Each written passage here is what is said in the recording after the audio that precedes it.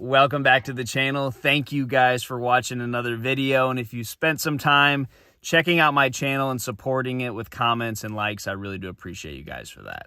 All right, so a spinnerbait and a chatterbait, two of the best search baits to catch a bass. Now, most of the year, I will put a chatterbait above a spinnerbait. A spinnerbait's conditional. You really want some wind, maybe low light conditions, but a chatterbait seems like a lot of times you can catch them in any condition. As long as bass are biting moving baits, a chatterbait's a pretty hard one to beat. Now, fish see a lot of chatterbaits. I think there was a time when fish saw a lot of spinnerbaits, but I don't know if that's necessarily the case so much anymore with the inventions of all different kinds of baits.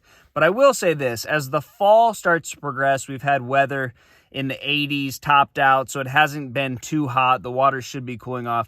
I have found where a bass will either be on one or the other, and it's pretty obvious. Now, chatterbait, most of the time it's imitating bluegill. In the fall, I like to throw more of my shad patterns. Now, this is a clear shad jackhammer, or green shad rather, with a Gunnersville shad skinny dipper on the back.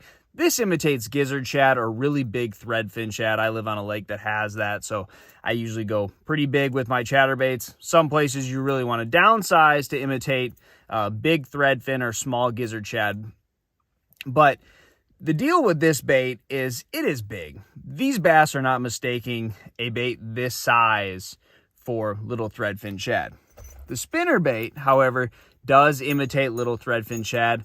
When that water gets above 70 degrees, I do like a willow leaf, throw a Colorado to keep it balanced, but you can go double willow leaves depending on how clear your water is. But I've seen some really crazy things go down with these two baits. The first one I want to talk about is I was fishing a tournament. I was doing really well on a chatterbait. I didn't think I was going to be catching them on a chatterbait. I was throwing a spook and flipping a jig, and it just wasn't working.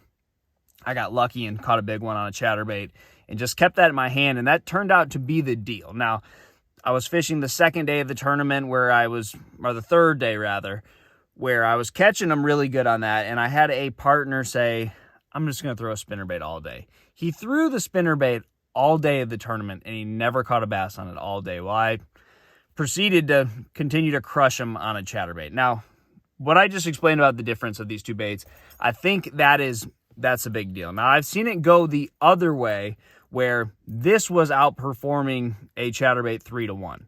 It seemed like the fish were really keyed in on smaller bait fish, and if you got in any type of area where you were just throwing like at a specific target, the spinnerbait was going to catch way more bass than a chatterbait. But I think it is very important to note that this isn't always the most realistic looking bait. You have to implement the action yourself, unlike this bait that kind of just does what it does by you just straight reeling it. I think it's important to note there are a lot of different cadences that will help you catch more bass when it comes to a spinnerbait. Now, let's start off the clear water side of the spectrum.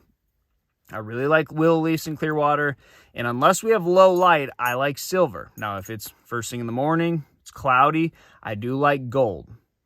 Now, clear water, it is all about reeling it fast. Now, that depends on the size of your bait, and all that stuff becomes very important. Now, if it's first thing in the morning, you have low light, I will go down to a 3/8 if I'm fishing it around submerged grass.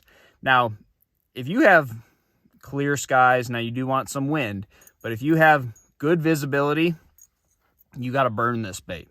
And that's not something I've always known, but if you want to catch fish on clear water with a spinnerbait, you want to burn it, and that's typically not target-oriented fish.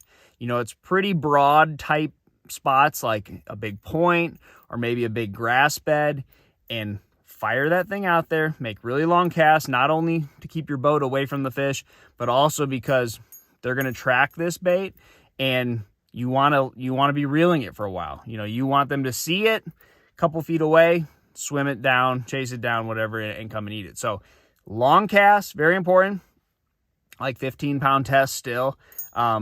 Maybe go up to a 7'3", 7'6" rod.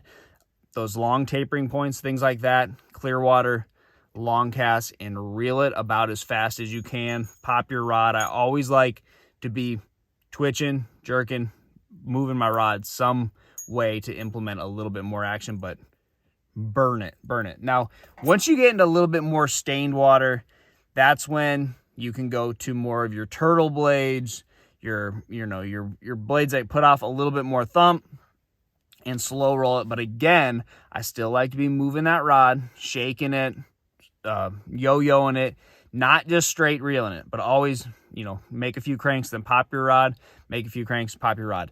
This bait is like no other bait that I've ever witnessed. When people get backlashes and they throw it out there and, the bait sinks to the bottom, they're digging a bird's nest out of their reel, and maybe they're popping their line to try to get the line out of the reel and they're pulling out of the rod. I've heard so many stories about fish eating this off the bottom while you were getting a backlash out. So, like threadfin shad, little balls of threadfin shad that may be on a rock or maybe on the piece of grass on the bottom, just swimming around. That's what this bait looks like. So, it is very important to get your cadence down when you're spinnerbait fishing. Understand kind of why they're biting it, but it's going to be one or the other. I mean, it is going to be a spinnerbait. Fish are going to be keyed in on really small shad, or they're going to be keyed in on your bigger shad or maybe even your bluegill. But it's one or the other, and it seems like when one's going on, you can't hardly get bit on the other one, so it shouldn't be too difficult to figure out which one and then just go searching. These are some of the best search baits ever invented for bass. So try that, guys. Good luck to you, and I'll see you on the water.